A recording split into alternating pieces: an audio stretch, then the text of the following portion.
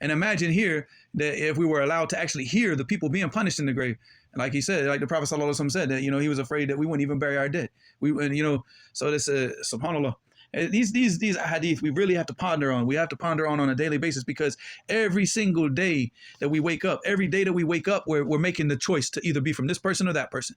So if you're waking up early in the before Fajr, you're getting up, you're remembering Allah, you're making wudu, you're praying whatever Allah subhanahu wa ta'ala has written for you to pray, and you go into Fajr, you pray Fajr, you do your adhkar, you pick up the mushaf and you start reading the Quran. You're making a choice by doing these actions on a daily basis. You're making this choice, like you're saying, I want to be from that person that's saying qaddimuni, qaddimuni.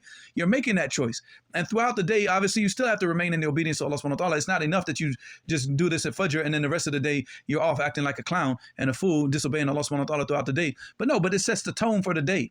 You made that decision from the very earliest part of the day that this is my life and this is the life that I want to live.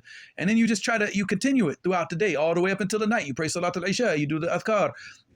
If you pray witr before you go to bed, you pray witr. If not, then you try to get to bed early so you can wake up and pray in the night. And you try to read Quran a little bit, and you go to bed with Adhkar also, even while you're going to bed. You make wudu, you go to bed in the state of wudu, and you're making your Adhkar before you go to sleep. And this is the state that you sleep in. So you're waking up and you're rising and going into the obedience of Allah subhanahu wa ta'ala and the things that are pleasing to Him, and you're going to bed and you're doing the same. So you're making that decision every single day. The opposite of a person who decides, I don't feel like getting up for Fajr today.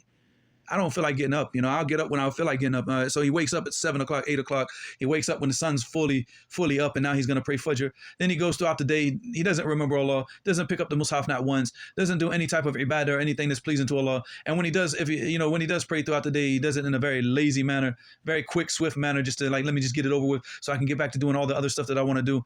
And then what?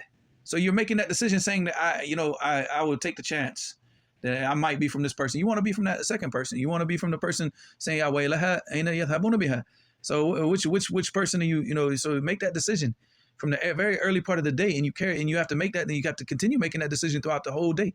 And then you got to wake up tomorrow if you live to see tomorrow, and you have to make that decision again. And you have to keep making that decision until that death comes to you. And inshallah that you do get the angels of mercy coming to you.